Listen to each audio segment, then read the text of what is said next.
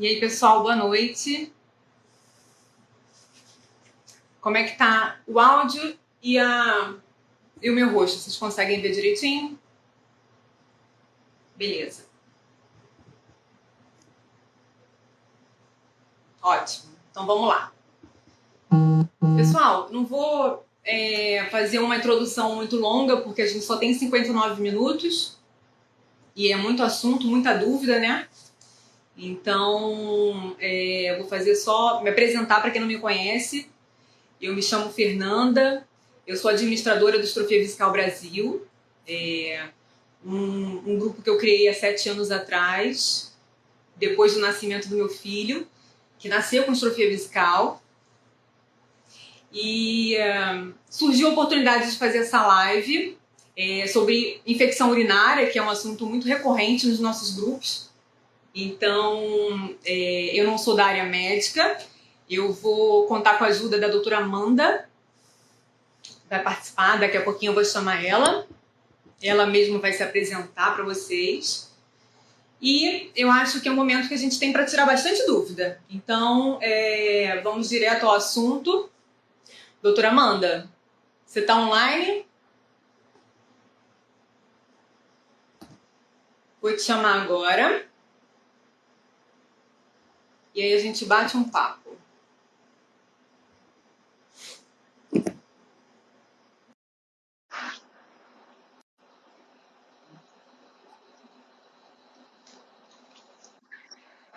Olá, boa noite. Oi, tudo bem? Tudo.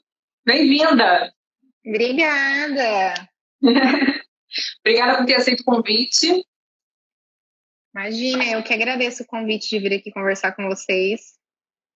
E eu queria que você, antes da gente começar o nosso bate-papo sobre infecção urinária na distrofia vesical, queria que você se apresentasse um pouquinho, falasse como é que é a sua especialidade, por que você foi convidada, afinal de contas. Na verdade, gente, meu nome é Amanda Caleges, eu sou médica nefropediatra, né? Fiz pediatria e depois fiz nefrologia pediátrica. Durante a residência no ICR, na USP, eu tive a oportunidade de conhecer. Eu participei de um encontro, na verdade, do NAPEX, que é o Núcleo de Apoio ao Paciente com Distrofia. E aí eu conheci várias mães, né, e acabei me aproximando de várias delas. E tudo isso aconteceu, na verdade, por um paciente que eu tive na residência, que eu cuidei na residência, que foi o Guga, né, o filho da Ju, que eu tenho contato até hoje. E aí eu brinco que, na verdade, vocês me escolheram, né, não fui eu que escolhi vocês me escolheram. Ainda quando eu era residente, eu participei do encontro, dos primeiros encontros que vocês fizeram. Tive a oportunidade de dar uma aula de infecção urinária, né, no paciente que tem estrofia. E a partir dali, eu acho que a relação foi só se estreitando, né? Eu comecei a ter contato com várias mães do Brasil inteiro e contato com o pessoal do NAPEX, contato com a FER, né, Distrofia Vesical Brasil. E aí eu acho que foi quando as coisas acontecem naturalmente, eu acabei me aproximando dos pacientes de distrofia por causa disso, né? E eu adoro. E eu acho que eles me escolhem, né? Até te falei, Fer, que ontem nasceu um aqui na minha cidade, e aí quando nasce, as pessoas já me mandam mensagem, manda distrofia, e agora? Eu falo, calma, vai dar tudo certo. Mas por isso que eu acho que eu vim parar dessa live hoje, né, Fer? Foi. Eu acho que é importante a gente falar o seguinte, não é regra que uma criança que nasce com distrofia vesical tenha infecção urinária, mas é muito recorrente, né? E a gente tem muita dúvida acerca disso. Então, eu acho que a gente tem 59 minutos para poder bater um papo bem bacana, aprofundar um pouquinho nesses temas. Então, vamos entrar no assunto. Eu quero entender, a maior dúvida que a gente tem é entender o porquê que isso acontece, por que é tão recorrente nessas crianças e nesses adultos também, adolescentes, terem tanta infecção urinária, né? Por que isso acontece? Na verdade, é multifatorial, né? Tem várias coisas envolvidas. Primeiro, a gente tem que pensar assim, como a bexiga nasce para fora, ela está exposta. Então, veja que a gente tem uma porta de entrada ali, né? Antes da correção cirúrgica, a gente tem uma porta de entrada ali que as outras pessoas não têm. Então, isso por si só, lembrar que tem bactérias no ar, nas superfícies que a gente encosta. Então, o fato de ter a exposição do trato urinário já é um primeiro motivo para ter uma chance aumentada de ter infecção urinária. Além disso, a gente tem na anatomia do trato urinário do paciente que tem distrofia, o canal que leva o rim à bexiga, como a bexiga teve uma malformação, esse canal tem alteração, né? Às vezes ele é mais largo que o normal, às vezes a implantação dele na bexiga tem um ângulo diferente, isso propicia um refluxo. O xixi fica voltando da bexiga para o rim, o canal às vezes é dilatado e faz estase urinária. E toda urina parada aumenta a chance de infecção urinária. Então, esse seria um segundo fator, né, que o paciente de distrofia tem uma chance maior de infecção urinária. Uma outra coisa também seria o uso frequente de medicações, né? Uso frequente de antibióticos, às vezes para profilaxia, às vezes em perioperatório. Isso faz com que a gente tenha uma alteração das bactérias normais do corpo, né? Das bactérias que vivem no nosso corpo. E aí a gente acaba tendo, de certa forma, uma diminuição das bactérias boas, o que faz com que aumente ainda mais a chance de infecção urinária, né? E aí existem as particularidades, mas de uma forma geral, o paciente estrófico, ele tem mais chance de ter infecção urinária por esse conjunto de fatores, né? Alguns em maior grau, alguns em menor grau, mas é esse conjunto de fatores que faz com que isso aconteça, né? Entendi. E quais são os principais sintomas que a gente deve observar e se atentar para desconfiar que pode ser uma infecção urinária? Essa pergunta eu vou responder com uma frase geral da pediatria, que na verdade tudo a gente fala, depende da idade, né? Porque muda muito, muda muito. Um paciente pequenininho, né? Às vezes é uma simples dor abdominal, uma urina mais escurecida, uma criança que perde o apetite, uma irritabilidade, né? Numa criança maior, que já consegue focalizar um pouco melhor, às vezes é uma dor nas costas, é uma dor na barriga, um xixi com um odor mais fétido, uma cor mais escura e a febre, né? Em qualquer idade, a febre num paciente que tem distrofia sempre tem que levantar a nossa orelha de que pode ser uma infecção urinária acontecendo. Mas tem alguns quadros que fazem, principalmente quadros de cistite, que é quando a infecção se restringe à bexiga, que a gente não tem uma sintomatologia característica, assim, muito importante. Então, às vezes, é só uma irritação na hora da sondagem, é só uma urina com um pouquinho mais de grumos. São sintomas muito sutis que podem sugerir uma infecção no paciente que tem distrofia, né? Então, assim, o que eu oriento é que a qualquer mínima alteração da coloração, do odor da urina, faça um exame para checar, porque às vezes os sintomas, eles ficam meio escondidos, né? Sim.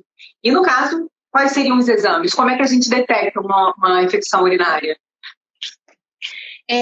Via de regra, o que a gente precisa para detectar, na verdade, o que a gente precisa para suspeitar de uma infecção urinária é a urina. E para confirmar a infecção urinária é a urocultura. E aí eu queria falar algumas coisas importantes, né? Primeiro, sobre a coleta da urina. Que a gente sabe, quem é mãe de paciente estrófico, como é difícil colher a urina, né? Às vezes, antes da correção é difícil, depois da correção continua sendo difícil também. Mas, assim, às vezes a gente tem que esperar aquela urina que fica minando ali, né? Eu me lembro, assim, de cenas, eu no pronto-socorro com a Ju, a mãe do Guga, quando ele era pequenininho, assim, e as pessoas falavam, gente, mas não vai dar para coletar a urina daí. Eu falava, não, vai, calma. Às vezes a gente conseguia, às vezes não, né? Então, lembrar que é uma urina difícil de coletar, mas, né, tem que ser coletada. A urina 1, a gente vê, na verdade, algumas alterações mais gerais, né? A gente vê presença de células de defesa, que são os leucócitos, que a gente chama leucocitúria. A gente vê presença, às vezes, de proteínas, alguns fragmentos, presença de células de sangue. E na urocultura é onde eu vejo a bactéria, identifico qual bactéria está causando a infecção urinária. Então, para eu conseguir ter um bom exame, eu preciso ter uma boa limpeza local, né? Eu preciso fazer uma sepsia adequada, porque senão alguma outra bactéria que esteja na pele, né, ou que esteja ali rodeando o lugar da coleta, pode aparecer na minha urina e não ser a realidade. Então, o ideal é que a gente sempre faça uma limpeza adequada. Se a coleta for por cateterismo, né, cateterismo limpo, sem risco de contaminação, tudo isso. Então, quais seriam as alterações no exame de urina que me sugeririam que o paciente está com infecção urinária? Aí vai para um outro ponto que talvez seja o ponto-chave, que diferencia o paciente que tem distrofia vesical, o paciente que tem bexiga neurogênica e faz cateterismo dos outros pacientes, né? Em pacientes que geralmente não têm uma formação do trato urinário, eu não espero presença de célula de defesa de forma alguma no trato urinário, né? Os leucócitos lá do exame, eles têm que vir 0, não é para ter nenhum. No paciente que tem estrofia, no paciente que faz cateterismo, no paciente que tem bexiga neurogênica, eu espero, principalmente se o paciente tiver bexiga ampliada, né, ou se ele tiver manipulação frequente do trato urinário, eu espero uma quantidade basal de leucócitos. E isso é muito importante. Isso é uma informação que a família tem que ter. Porque, por exemplo, eu vou dar um exemplo para vocês, né? Tem paciente que toda vez que a gente coleta a urina dele, ele aparece lá, 10 leucócitos, 10 leucócitos, 10 leucócitos. Esses 10 leucócitos são os 10 leucócitos dele, do organismo dele, né? Já pertencem a ele. Se um dia ele tiver uma suspeita de infecção urinária, por exemplo, e eu coletar essa urina e tiver 60, eu preciso prestar atenção. Entendeu? Agora, se esse paciente... Muito importante. Agora, se esse paciente está sempre 10, 10, 10, 10, e eu coleto e vem 10, talvez não seja infecção urinária, talvez eu precise aguardar a urocultura. Então, a gente precisa prestar atenção na variação do padrão de normalidade da urina do paciente. É muito importante que a gente tenha urinas coletadas de rotina para a gente saber qual é o padrão que o paciente mantém, para a gente saber qual vai ser o alterado, né? Então, eu acho que no paciente de distrofia, toda mãe tinha que ter, assim, um último exame de urina, um exame de urina padrão ali no celular, para qualquer hora que fosse no pronto atendimento, porque, assim, às vezes o médico que está lá no pronto atendimento, que está atendendo o paciente uma vez, ele não vai saber, né, desse histórico do paciente. Isso é um problema muito sério que a gente enfrenta, que é tentar tratar as infecções de urina nas emergências, né? Que é um grande, assim, acaba que a gente fica sem muita alternativa às vezes. Mas é muito complicado, porque você chega na emergência, o médico plantonista ele não vai contar com o histórico que a gente já tem, com o perfil de uma criança que nasceu com estrofia vesical. Então, é muito importante a própria família orientar, mesmo que tenha, se não tem outra alternativa de já ter um médico que acompanhe, né? Já ter um histórico e saber explicar para quem está lá no plantão o que isso vai acontecer, né? Pois é muito complicado. Com certeza. Essa questão, é fundamental. Sim. Essa questão que você estava falando sobre ter esse padrão basal, quando não há nenhum problema ainda, queria só que você explicasse um pouquinho mais sobre isso. Porque tem muitas pessoas aqui que são realmente leigas e talvez não entendam isso. Assim, o que significa isso? Ter esse padrão basal. O que é isso? Explica um pouquinho melhor, por favor, assim, mais para as pessoas conseguirem entender isso. Por favor. Na verdade, gente, quando a gente faz a análise da urina 1, que é a urina simples, rotina de urina, EAF, ele vem vários critérios avaliando, né? O pH da urina, a densidade da urina, vem avaliando a presença de células anormais, então, por exemplo, uma proteína, uma célula de sangue, uma célula de defesa. Normalmente, num paciente que não tenha, né, nenhuma malformação do trato urinário, isso é para ser tudo zerado. A urina, teoricamente, é um lugar que não é para ter nada, né? Por exemplo, num paciente que tem estrofia, que já tem uma cicatriz no rim, por exemplo, ele já pode ter uma proteína positiva na urina, sem que isso signifique uma infecção. Mas, se um médico que não sabe disso pegar o exame dele, pode analisar aquela proteína como uma suspeita de infecção, por exemplo, né? Da mesma forma, o contrário. Se ele sempre teve proteína 1 cruz e, de repente, aparece proteína 5 cruzes, também tem que me chamar a atenção que eu tive um aumento do que já era o normal do paciente, né? Isso pode acontecer em todos os parâmetros, mas o parâmetro que a gente mais leva em consideração são os leucócitos. Os leucócitos, gente, eles são as células de defesa do nosso corpo, certo? Eles são as células de defesa do nosso corpo. Eles vão para onde tem infecções acontecendo. Teoricamente, infecções, inflamações, né? Teoricamente, no trato urinário, a gente não tem leucócito. Não tem que ter por que ter leucócito. Mas, num paciente que já teve a bexiga mexida, num paciente que fez ampliação vesical, num paciente que a bexiga fica para fora, é como se o organismo entendesse que ali está ocorrendo uma inflamação constante. E não levem a mal, não é inflamação no sentido pejorativo, é inflamação no sentido de que tem algo acontecendo, não que seja uma coisa ruim, né?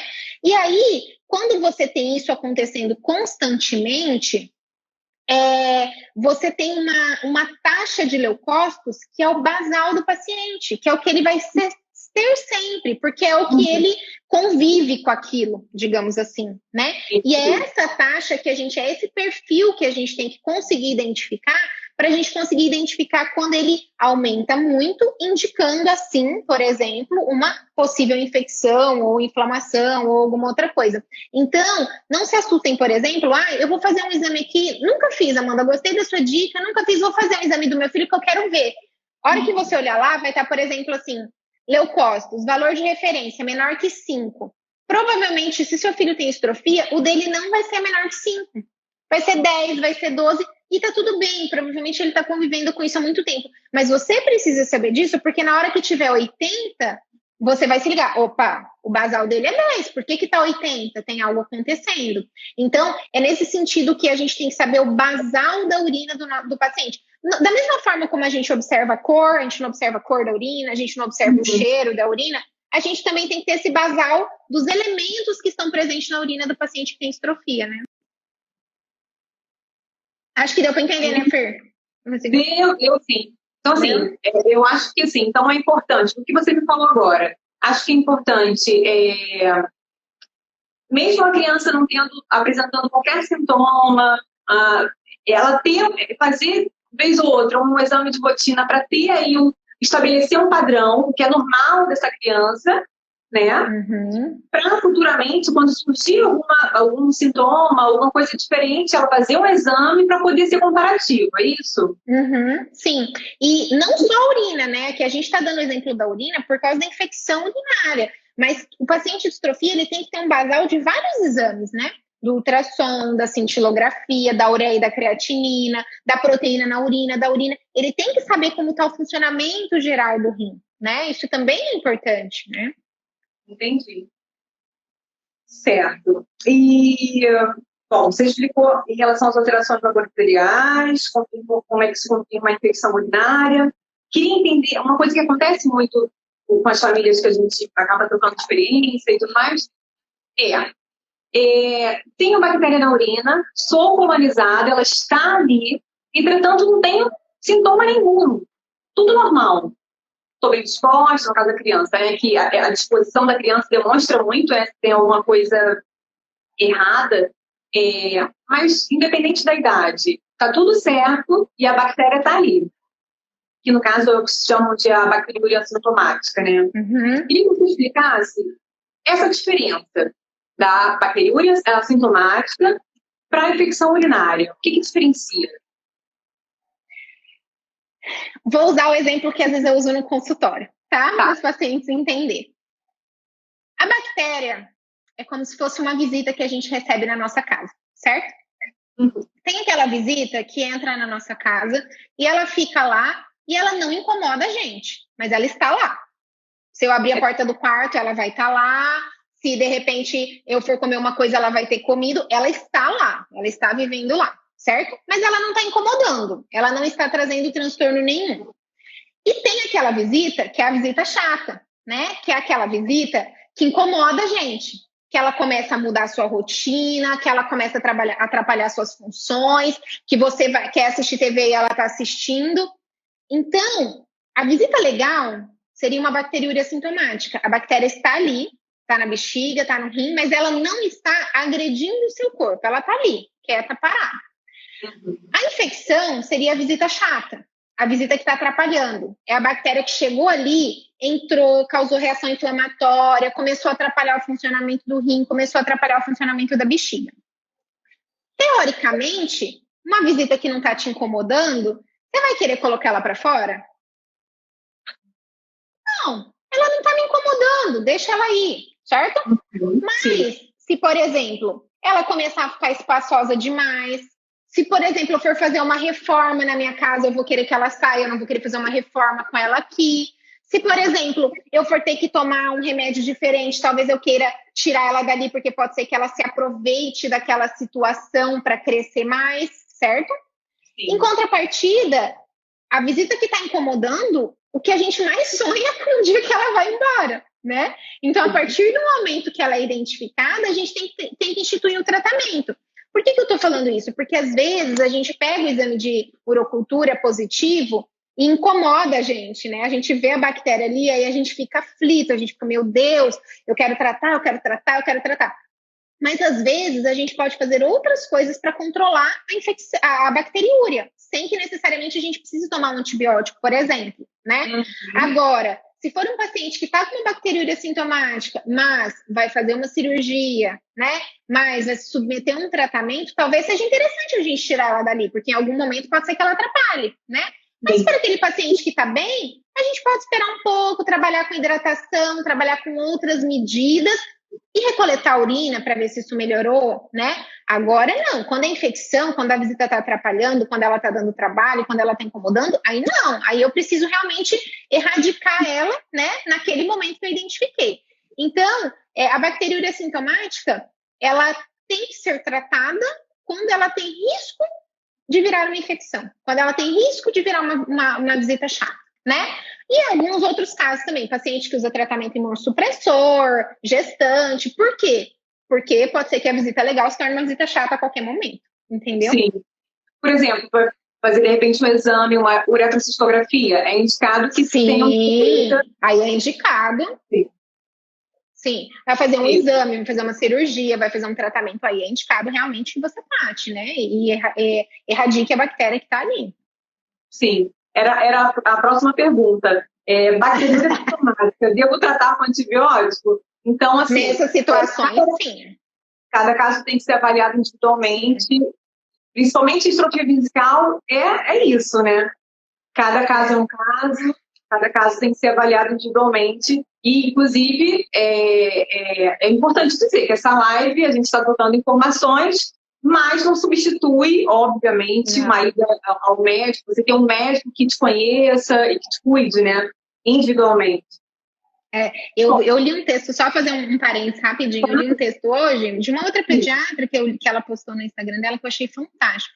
Ela falou assim, cada vez a medicina tem que ser mais individualizada, porque cada vez a gente percebe que cada paciente tem uma particularidade mais, né? Então, às vezes, eu tenho mães, assim, amigas, né, que se conversam, e daí elas falam, mas por que você pensou para fulano tal, para fulano tal? Porque, na verdade, a decisão, ela é completamente direcionada, né? E por isso que cada paciente tem que ter o seu acompanhamento, tem que ter, porque às vezes o que eu vou fazer para um vai ser o que eu vou fazer para outro, né? Com certeza, com certeza. E eu queria que você explicasse um pouquinho a importância da urocultura, né, dessa lanterna para a escolha de antibiótico. Em seguida, se você puder explicar um pouquinho em relação a como as bactérias elas vão ficando mais resistentes, principalmente quando não tem aí uma orientação do laudo, né, do resultado de exame. Acho que isso é importante também. Uhum. Toda vez que a gente usa um antibiótico para tratar uma infecção, a gente não trata só a infecção, a gente mexe com as bactérias de todo o corpo. E isso envolve equilíbrio de intestino, envolve equilíbrio de mucosa, de nariz, de boca, predispõe a outra infecção, né? A urocultura, ela é um exame que mostra para a gente a bactéria que está causando a infecção e quais são os antibióticos que são eficazes para aquela bactéria, certo? Uhum. Se eu te falo assim, Fer, você tem... Eu quero te vender esse arroz aqui. Ele custa R$3, tá? Você tem uma nota de 5 e uma nota de 20. E aí eu falo para você, eu não vou te dar troco. Com qual nota você me pagaria o arroz? 5. 5, certo? Uhum. E essa mesma lógica a gente tem que usar para os antibióticos.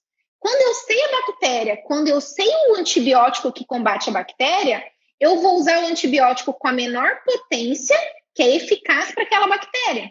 Porque quanto mais potência eu tiver, mais as outras partes do meu organismo ele pega, que eu não quero que ele pegue, e mais ele induz as minhas bactérias a terem resistência. Então, não é esse o objetivo.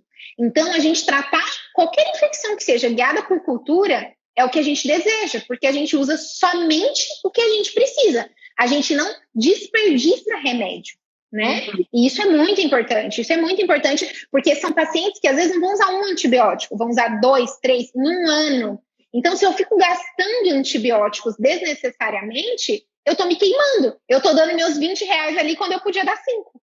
Entendeu? Sim, entendi. E é essa lógica da gente ter cultura. E assim, gente, Para a gente ter uma boa cultura, tem que ser antes de iniciar o tratamento. Não adianta. Iniciou o tratamento, 3 dias depois vou colher a cultura. Não serve. Tem que ser antes de iniciar o tratamento e coletado de forma adequada, né? De forma limpa, que a gente chama.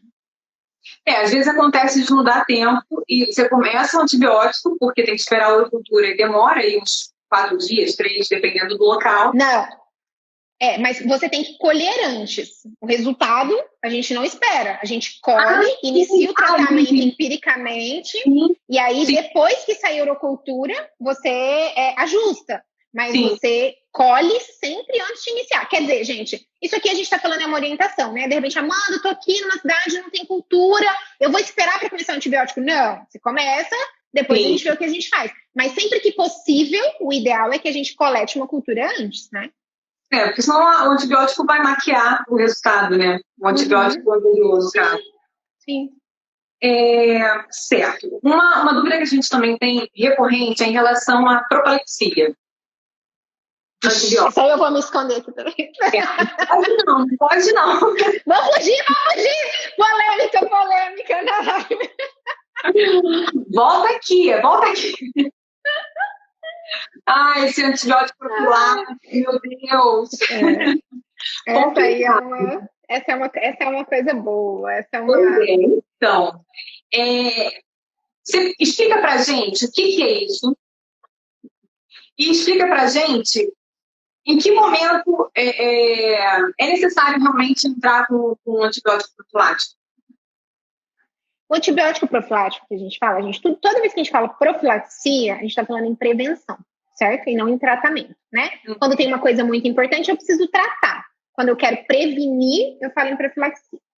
O antibiótico profilático é uma dose de antibiótico pequena, o suficiente para impedir que a bactéria se replique muito, que ela se multiplique muito, mas não o suficiente para matar a bactéria, certo? Sim. Então, é como se a gente deixasse ela meio abafada, né? Como se a gente tentasse deixar ela meio abafada para que a gente não tivesse possibilidade dela aumentar e causar uma infecção, certo? Isso seria a profilaxia antibiótica.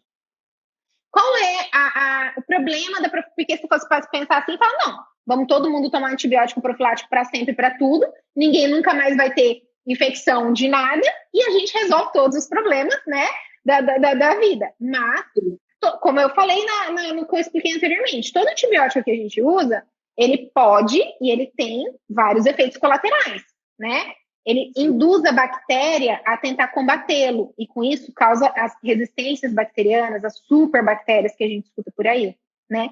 E ele mexe com as nossas bactérias boas, as bactérias boas que são as trabalhadoras do nosso intestino, são as trabalhadoras da nossa pele, das nossas unhas, e de certa forma ele fragiliza as nossas bactérias boas. Então, toda vez que a gente opta por fazer um antibiótico profilático, o benefício tem que ser superior a esses riscos que ele impõe, né?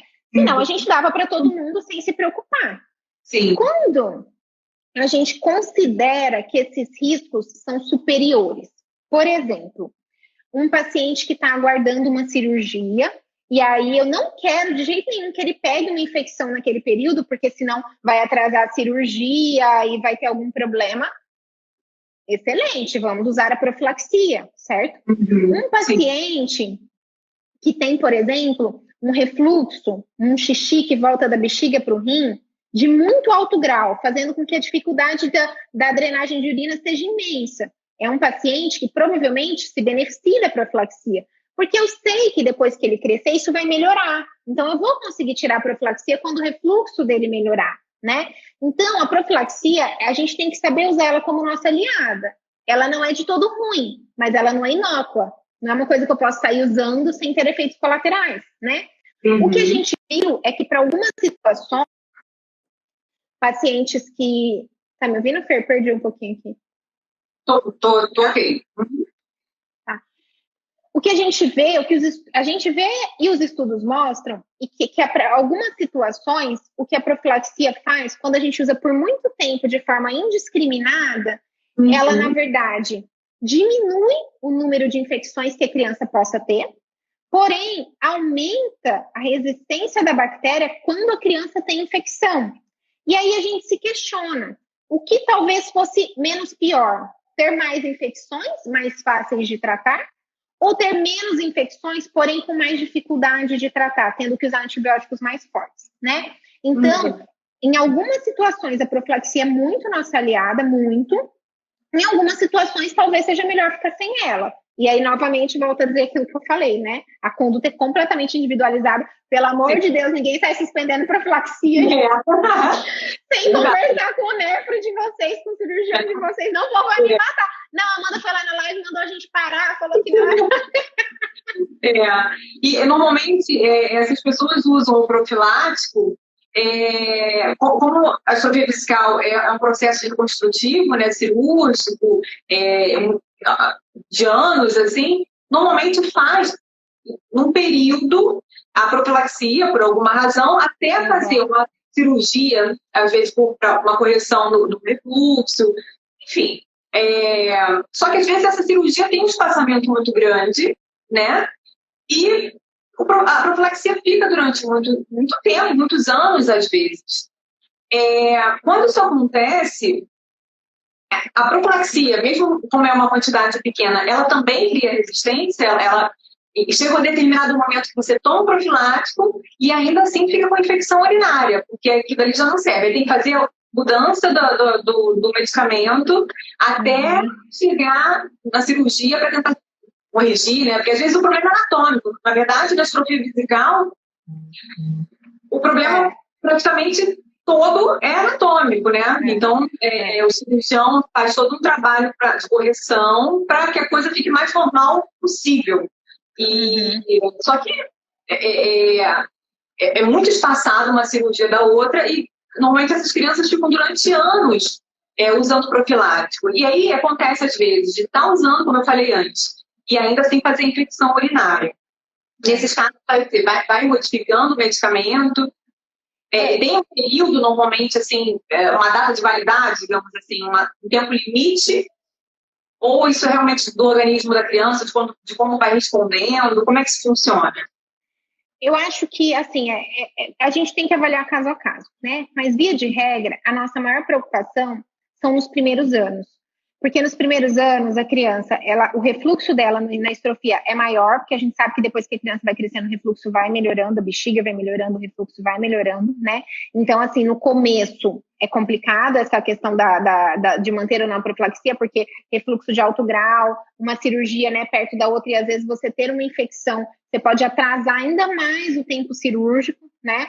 Mas eu acho que passado aqueles 2, 3 primeiros anos de vida, né? Quando a gente já começa a entender um pouquinho mais como a criança funciona, quando a gente consegue rever o recordatório de quantas infecções aquela criança já teve, né? Quais foram os padrões de infecção que a criança já teve? Como está o rim dessa criança? Tem muita cicatriz de infecção, então eu preciso, assim, evitar infecção a qualquer custo? Não tem, é um rim que está jóia, não tem uma cicatriz. Então, são parâmetros que a gente tem que avaliar, que vão ajudar a gente a decidir, porque é como uma balança, né? A gente já tem que avaliar qual vai ser o benefício e qual vai ser o risco. E foi exatamente aquilo que eu falei. Talvez o paciente está fazendo profilaxia, está recorrendo da ITU, o que está acontecendo? Tem algo a mais acontecendo? Não tem? O que a gente tem que, né? Tem alguma outra coisa, será que anatomicamente a gente precisa olhar com um pouquinho mais de atenção, né? Ou até mesmo funcionalmente olhar com um pouquinho mais de atenção? Porque às vezes, quando fica muito crônico o uso da antibiótico profilaxia, é como se você não estivesse tomando mais nada, porque até as suas próprias bactérias já estão resistentes àquele antibiótico. E aí, às vezes, sim, em algumas situações, a gente precisa trocar a profilaxia para deixar o paciente mais garantido, para fazer uma cirurgia. Então, é uma decisão que, às vezes, até a gente, como nefro, fica na dúvida do que fazer, né?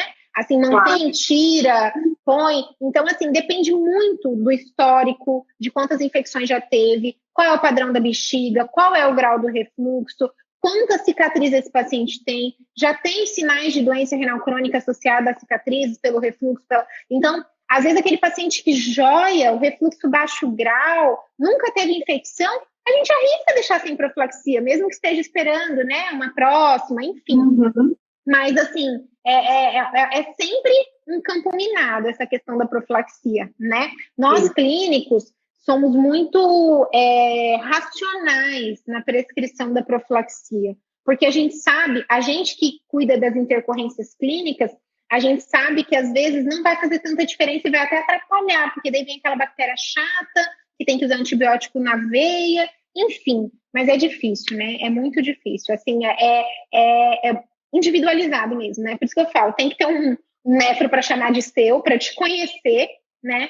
Para saber exatamente qual vai ser o momento ali e isso tem que ser uma decisão cirurgião, paciente e médico, porque eu já tive pacientes, inclusive, que eu indiquei a profilaxia e a mãe falou para mim, Amanda, eu não quero fazer. Ela falou, eu não quero fazer. Aí eu falei, tudo bem? Porque eu não posso. Você entende que a gente tem que perder esse mito de que médico sabe tudo, que médico que decide. Eu não posso te obrigar a dar um remédio para o seu filho que você não queira dar. Nós juntos temos que achar a melhor solução para a gente lidar com aquele problema que a gente tem, né? E aí ela falou para mim, eu não quero dar. Você topa a gente fazer 3 meses de outra, né? Aí a gente fez uma terapia alternativa. E eu falei, topo, vamos monitorizando.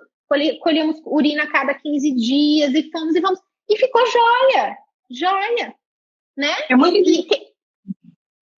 muito interessante você falar isso, dessa parceria família-médico. Eu já vi casos aqui também no grupo da criança estar fazendo durante um período, não porque vai ter uma cirurgia próxima, nada disso, mas faz o uso de profilático, porque um dia teve uma infecção e depois fez uma outra infecção, e essas 2 infecções, o médico já optou por entrar na profilaxia, desculpa, e foi meses e meses e meses. E essa criança começaram a surgir outros probleminhas, como se, eu não sei se isso acontece, mas como se a imunidade dessa criança começou a ficava doente com qualquer coisa, sabe? Um monte de probleminha, e ela chegou para o médico e falou, bom, vamos tentar tirar essa profilaxia para ver o que vai acontecer, porque o médico decidiu pela profilaxia porque teve aí 2 sequências próximas de infecção. Infecção grande, assim, pielonefrite, enfim. E argumentou ali com o médico, olha, eu acho que esse antibiótico não está sendo muito legal, muitos problemas de estômago e outras questões. Vamos tentar ficar sem e ver o que acontece? E os 2 juntos tomaram essa decisão. Bom, então vamos tentar para ver o que acontece. Tirou a profilaxia, observaram de perto, né, como seria a evolução dessa retirada e pronto, não teve mais. Nesse caso, não teve mais. Por que eu estou falando isso? Porque eu acho que é uma negociação mesmo, sabe? Eu acho assim, uma das coisas que me fizeram criar esse grupo foi essa abertura, pegar a informação e levar para essas pessoas, sabe? Eu acho que quanto mais informação a gente tem, mais a gente tem como discutir, conversar, expor a nossa opinião. Por exemplo, a gente está fazendo uma live, e amanhã, de repente, mamãe vai falar, olha, eu assisti uma live de uma doutora, ela falou isso, fico intrigada, explica um pouquinho melhor como é que é isso no meu filho, falando para o médico da criança, ou de um adulto também.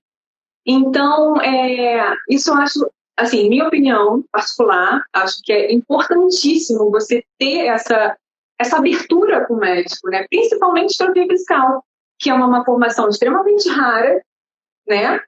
Você normalmente seguia somente pelo cirurgião, que é a pessoa que acompanha seu filho praticamente a infância inteira, a adolescência, às vezes a vida adulta, né? É um casamento, como a gente costuma falar, praticamente. E se você não tem a abertura de você expor a sua opinião, mesmo que você, sei lá, às vezes não está certo, mas eu acho que tem que ter abertura, entendeu? E tentar negociar. Se você acha que não está bacana, conversa. Será que a gente não pode fazer dessa forma? Explica por que não. E quanto mais informação, acho que você se sente mais seguro até de trocar com o médico, né? Então você falou aí, achei super importante, assim.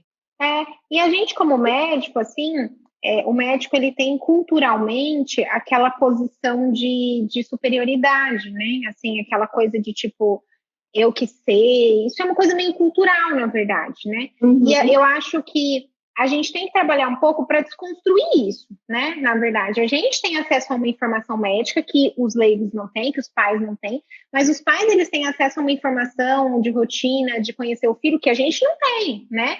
E eu acho que o melhor jeito é a gente conseguir juntar as duas coisas. Então, assim, a gente não tem que ter vergonha também de falar, não sei, não sei.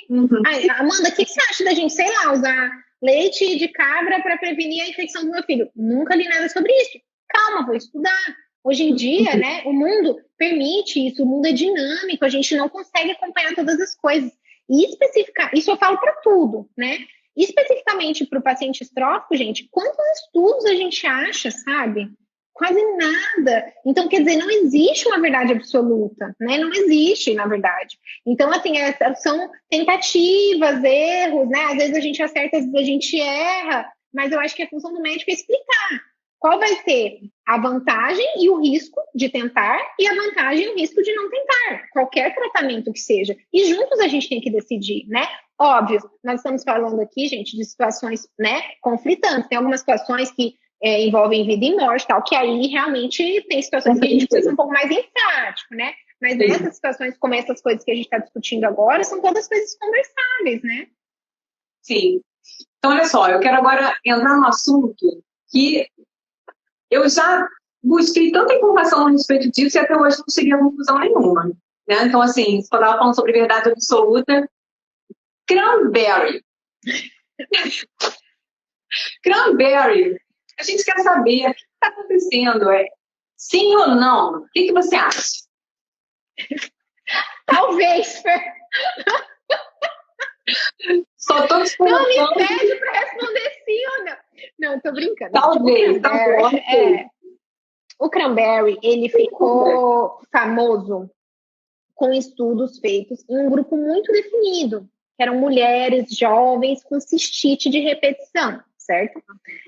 E aí, para esse grupo, viu-se... eu quero falar para vocês que eu também continuo estudando e que sobre cranberry, especificamente, antes de vir falar com vocês, eu li 1, 2, 3, 4, 5, 6, 7, 8, 9 estudos sobre cranberry. E ainda não decidi, entendeu? Então, na verdade, assim, brincadeiras à parte, o cranberry, ele foi visto com mulheres, na verdade, né? Então, uma população diferente da nossa. Foi estudado em outras populações, sem conseguir chegar a conclusões muito animadoras, porém, ele tem um mecanismo de ação muito bem definido, e tem um estudo que saiu na Turquia há pouco tempo, que teve bons resultados em pacientes que tinham bexiga neurogênica e refluxo, que é muito similar ao paciente que tem estrofia, né? Se você for parar para pensar, o problema está muito próximo, digamos assim, né? Então, e a parte boa do cranberry é o quê? Praticamente isenta de efeitos colaterais, né? Então, uma medicação que pode ajudar e que é isenta de efeitos colaterais é uma medicação que, de certa forma, a gente fica tranquilo de usar, porque é o famoso assim, se não der certo, também não vai dar errado, né? É diferente, por exemplo, do antibiótico, que se não der certo, pode dar errado, pode ter uma repercussão ruim, né? O cranberry não. Então, o mecanismo de ação dele é muito estabelecido. Em algumas populações, ele realmente já tem comprovação de que funciona. Tem vários outros estudos que não demonstram eficácia. E aí vem várias discussões, né? Ah, mas a dose desse estudo foi maior, desse estudo foi menor, desse estudo usou mais tempo, desse estudo usou menos tempo, né? Então, tem ainda muitos vieses. Porém, eu particularmente, agora aqui a gente está falando opinião pessoal, eu particularmente tento em vários pacientes. Tem vários pacientes meus que eu tento cranberry.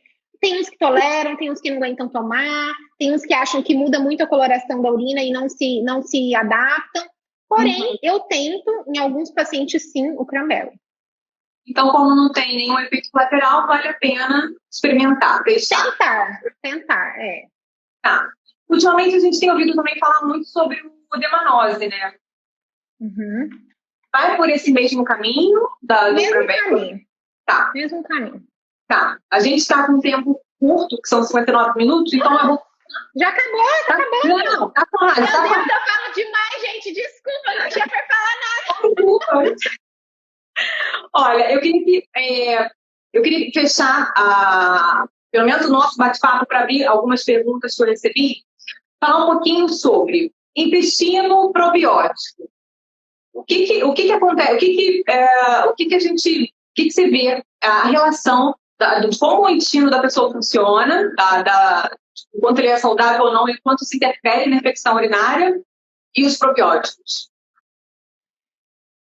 O probiótico, ele também é outro ponto assim, que ainda está sendo muito estudado. A gente começou a usar probiótico por alguns motivos, e de repente ele se difundiu de alguma forma, porque a gente viu que ele tem muita atuação como um facilitador das nossas bactérias boas, né? E quando a gente tem uma facilitação das bactérias boas, teoricamente, a gente tem uma dificuldade maior das bactérias ruins se proliferarem, certo? Então, a lógica do probiótico é muito boa. Porém, mesma coisa. Vários estudos, né? Alguns muito bons e que mostram que, às vezes, o sinergismo do antibiótico com o probiótico ajuda o efeito ruim do antibiótico fica mais leve, os efeitos ruins do antibiótico, e isso, para mim, já é um ganho, entendeu? Só de você imaginar que você está dando antibiótico sem aquele medo todo, por estar usando o probiótico junto, para mim já é um ótimo ganho do probiótico, digamos assim. E usado de forma isolada, a gente tem, assim, estudos mostrando eficácia, vários estudos que ainda não mostram eficácia, porém é uma coisa que ainda está sendo muito estudada. Então, eu acredito muito no probiótico como um grande modulador, probiótico e pré-biótico, como um grande imunomodulador.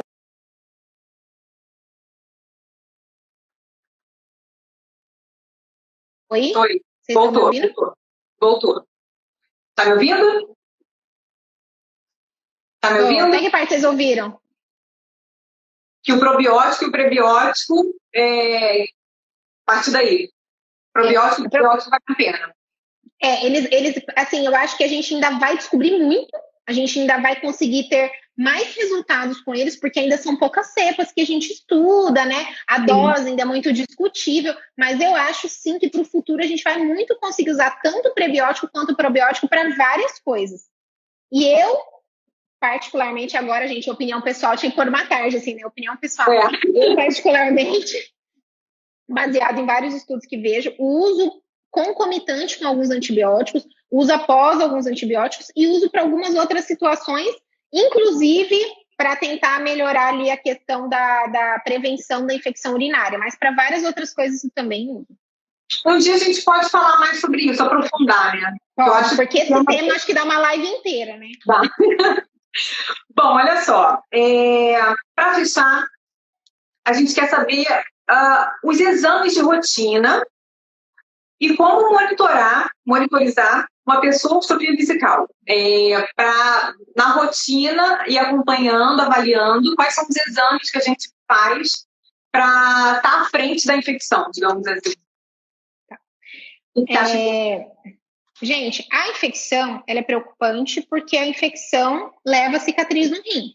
Cicatriz no rim significa fibrose no rim, significa perder função daquela parte onde o rim, né, vai parar de funcionar. Então, a gente tem tanto medo da infecção, não é porque a gente tem medo da bactéria, não é porque a gente tem medo das complicações das infecções, né? A gente sabe que a curva de cicatriz versus infecção, ela é assim, ó. Quanto mais infecção você vai tendo, mais a chance de ter cicatriz, e aí é isso que preocupa a gente. 10% dos pacientes estróficos morrem decorrentes de doença renal crônica. É um número grande, né? É um número muito grande. Então, a gente precisa se adiantar. Não dá para a gente deixar já ter cicatriz.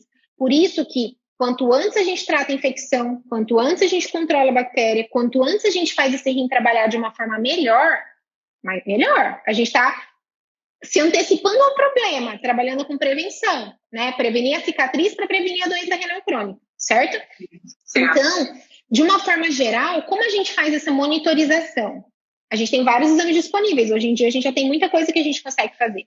Avaliação clínica, ganho de peso e crescimento. Isso aí é muito importante. O paciente que está com déficit de função, que está em infecção de repetição, não cresce, não ganha peso. Pressão arterial, paciente que tem cicatriz renal, pressão fica alta. Isso é muito, muito, muito comum do paciente. A gente descobrir que o rim já está parando de funcionar porque a pressão aumentou. Sim. Chegamos tarde. Muito Sim. triste, mas chegamos tarde, né? Outra coisa, exames de sangue, que avaliam a função renal, ureia, creatinina, os sais do sangue. Exames de urina, avaliação dos sedimentos, de perda de proteína, que é um fator que está extremamente relacionado com a evolução da doença renal crônica, urina, urocultura. E existe um exame que se chama cintilografia renal estática com DMSA, que eu acho que vários de vocês já devem ter feito, que ele mostra para nós exatamente qual seria a área de extensão de cicatriz daquele rim. Então, a gente consegue, como o paciente que tem distrofia, ele já sabe que ele tem distrofia desde que nasceu, a gente tem que trabalhar com a prevenção das infecções, com o controle do refluxo, com o controle com um controle clínico bom, uma alimentação saudável, evitar sobrecarga renal, evitar sobrecarga proteica, sobrecarga de sal, deixar o rim livre para trabalhar, livre de infecção, porque ele já vai ter algumas repercussões pelo simples fato da distrofia. Então, a gente tem que conseguir preservar o resto, né? E a gente consegue fazer essa monitorização. Alguma mãe perguntou em algum comentário que passou rapidamente, de quanto em quanto tempo? Isso é particular, tem paciente que precisa fazer uma vez por ano, tem paciente que precisa fazer de 6 em 6 meses, né? Depende muito de qual é o grau do que está acontecendo, é difícil essa resposta. Tem paciente que precisa fazer de 2 em 2 anos, porque é muito tranquilo, mas tem que ter um acompanhamento, né? Tem que ter um acompanhamento nesse sentido. Eu lembro que quando eu dei a aula no primeiro encontro que eu participei com vocês, meu último slide era assim, os pacientes estróficos, eles nascem com um rim normal, o problema deles está na bexiga. Então, a função do nefrologista no acompanhamento, no caminho junto com o cirurgião, é ajudar a preservar o rim, né? Então, o nefrologista entra na prevenção, principalmente nos casos da distrofia vesical que tem os rins preservados, é manter eles preservados. Isso é tão importante. O tratamento curativo, ele é do cirurgião, né? Sim. O tratamento do curativo, ele é do cirurgião. Isso aí a gente não consegue fazer nada. Só que eu acho que uma boa equipe, uma equipe coesa, né? E o que eu vi em São Paulo, assim, é fantástico, porque em São Paulo os pacientes acompanham com a gente da nefra, acompanham com o cirurgião, com o nutricionista. Gente, isso é fantástico. Isso é o que, na verdade, todo mundo precisaria conseguir fazer. Psicólogo, sim. Multidisciplinar, é muito bom. Vamos para as perguntas? Vamos. A gente tem 7 minutos só. Olha, eu vou avisar. Deixa eu então já deixar um recadinho. Tudo isso que a gente está conversando, a gente combinou, né, doutora Amanda, de fazer uma cartilha com todas essas informações para vocês, inclusive em relação à coleta da urina, que é algo que é muito difícil, mais esmiuçado, com mais detalhes, com mais informações, para ficar no bolso, se quiser, para ter em mãos quando tiver alguma dúvida, né, doutora Amanda? Sim, então, para mostrar para o médico plantonista, né, para tipo, esse aqui é o basal do meu filho, né, para conhecer a criança. Isso aí. Vamos para a pergunta, então, para ver se a gente consegue rapidinho. Ó. Aquela perguntou, respondeu. Gente, se a gente não der tchau, não é nada pessoal, é porque não deu tempo. Já quero outra live, hein? Vamos lá. A Eliane de São Paulo pergunta qual é a quantidade ideal de água diária para prevenção de infecção urinária, no caso. Depende muito do tamanho da criança, né? E depende muito da quantidade. No caso do adulto, qual é a quantidade? Eu costumo não fixar em um número. O que você tem que observar é que a sua urina saia sempre clara e muito límpida. Esse é um sinal de que você está bem hidratado. Tem gente que precisa de 2 litros, tem gente que precisa de 2,5 litros. E eu quero chamar a atenção aqui que tem alguns pacientes que têm problema no rim, eles fazem mais xixi que o normal. A gente tende a achar que todos os pacientes que têm problema no rim fazem menos xixi. Não. Principalmente crianças, tem umas crianças que fazem xixi a mais. Então, às vezes, elas precisam de água a mais. O melhor termômetro é a coloração da urina, claro, com todos os outros sintomas que a gente faz na avaliação médica, né? Ganho de peso, presença de saliva, mas assim, uma urina límpida, na maioria das vezes, salvo em algumas exceções, ela mostra pra gente que a gente tá bem hidratado. Na infância tem algum cálculo que a gente consiga fazer? Meu filho tem 7 anos, assim, um cálculo para chegar numa quantidade mínima, digamos assim. Meu filho tem 7 anos e como é que é? É por peso, mais ou menos, assim. A gente teria, a crianças até 10 quilos, a gente precisaria de 100 ml para cada quilo da criança, né? Criança acima de 10 quilos, aí a regrinha muda um pouco. Seria, é meio difícil, mas a gente pode fazer, eu posso fazer uma continha dessas e, tipo, a gente faz um post para mostrar, porque são muitas de 10 a 20 e tal, aí eu faço um para a gente postar, assim, que eu acho que vai ficar mais fácil de entender. Tá. Outra pergunta, da Milene de Londrina. A bactéria ficou resistente a um antibiótico. Ela vai ser sempre resistente a esse antibiótico ou com o passar dos anos isso pode ser modificado? Não, ela não fica resistente para sempre ao antibiótico. E assim, não, dentro de um mesmo quadro de infecção, provavelmente vai se manter aquele perfil para sempre. Se eu tiver uma infecção pela mesma bactéria dali 3, 4 anos, pode ser que eu já tenha outro perfil, porque a bactéria ela vai se moldando com as interferências que ela vai recebendo. Então, depende do antibiótico que ela usou recentemente, de medicações, ela pode sim perder a resistência. Tá. Próxima, infecção urinária pode ser transmitido sexualmente? Na verdade, não.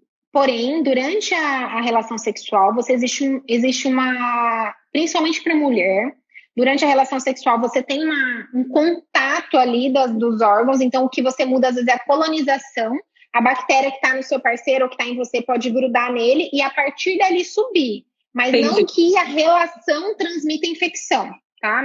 E outra coisa, durante a penetração, geralmente a gente tem uma compressão da uretra feminina e da bexiga, e isso pode fazer com que traga uma sensibilidade, uma irritação que predispõe à infecção, né? Mas assim, a relação em si, não. Tá. Eu acho que a gente não vai ter tempo mais de terminar as perguntas. A gente pode combinar de passar essas perguntas, faltam mais algumas só. Você responde para eu passar para as pessoas? Pode ser? Sim, claro. Uhum. Tenho mais umas 6 aqui, mas não vai dar tempo. Não, então, olha, a gente responde. Eu tentar te agradecer, que já está finalizando. Gente, muito obrigada pela participação. Faremos outras lives, né, doutora Amanda? Sobre recurso. A gente vai fazer a cartilha e tentando ao máximo levar a informação até vocês. Agradeço por vocês estarem aqui com a gente. E eu acho que vai finalizar daqui a 1 minuto. Tem algum recado, doutora Amanda? Não, gente, só eu queria agradecer também a oportunidade de estar aqui conversando com vocês. Para mim é muito legal, eu gosto muito desse tipo de comunicação mais informal. Sempre tem coisa também no meu Instagram, né? Vocês podem me mandar dúvidas por lá, as mães sabem, eu respondo assim que eu puder. E eu e a Fer vamos trabalhar em alguns, né? E o pessoal do Napex também vou trabalhar com alguns conteúdos para a gente postar para vocês. E eu acho que quanto mais informação todo mundo puder, melhor, né? Se tiver, melhor, né? Sempre. E é isso, gente. Amanda Caleixas, qual é o seu Instagram? @Amanda Caleixas, não é isso? Amanda Caleixas, tudo junto, Isso. Essa live... eu tenho... Um podcast. Eu tenho um podcast, eu tenho um programa de podcast que chama Pediatria em Dose Dupla. Lá eu não abordo só temas de nefrologia, abordo temas de pediatria geral, mas de vez em quando tem uma coisinha de nefro. Até porque todo mundo também é criança, né? Mesmo tendo terapia, passa por todas as outras coisas de criança normal, né? Tem sempre informação útil. Eu já falei várias vezes para tirar dúvida. Eu tenho a bebezinha, eu uso pra caramba. Gente, olha, eu agradeço. Doutora Amanda, sem palavras para te agradecer. Doutora Amanda agora ela é faz parte da nossa equipe de apoio, equipe médica que apoia, que revisa o que a gente posta, os conteúdos que a gente coloca aí para vocês. E a gente volta então, né, doutora? Com certeza, gente. Obrigada, gente. Tchau, gente. Um beijo. Até a próxima.